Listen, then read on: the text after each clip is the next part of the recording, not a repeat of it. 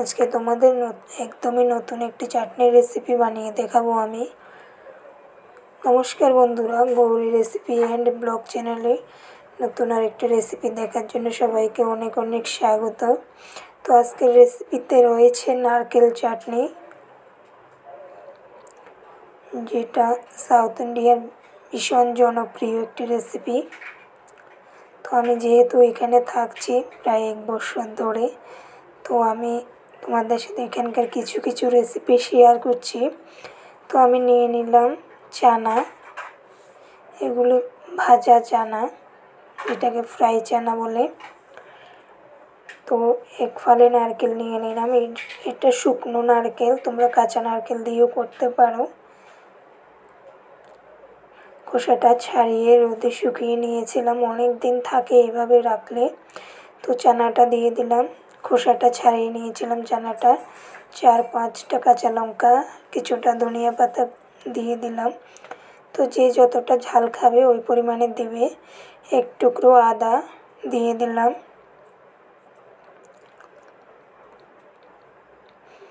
একটুখানি জল দিয়ে দেব,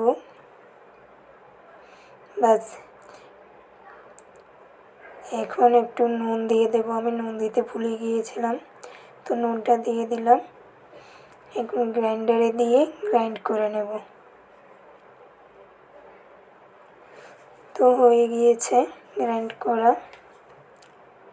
তোমরা চাইলে এটাতে একটু পুদিনা পাতাও দিতে পারো, আমি দিলাম না, আমি ধনিয়া পাতাটাই দিলাম।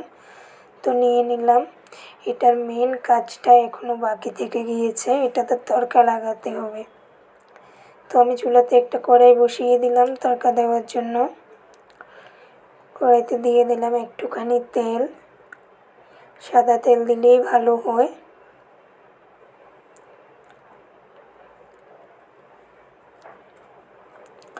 তো দিয়ে দেব একটা শুকনো লঙ্কা,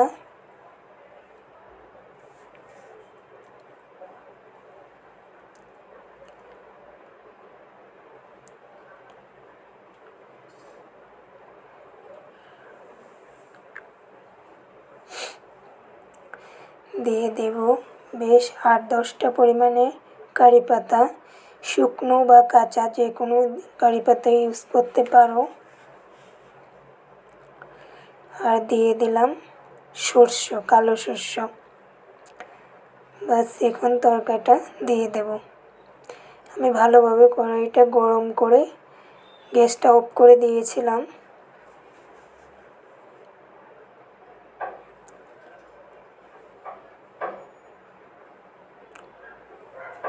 ভীষণ সুস্বাদু এই নারকেলের চাটনি রেসিপিটা, অবশ্যই তোমরা একবার বাসায় ট্রাই করবে।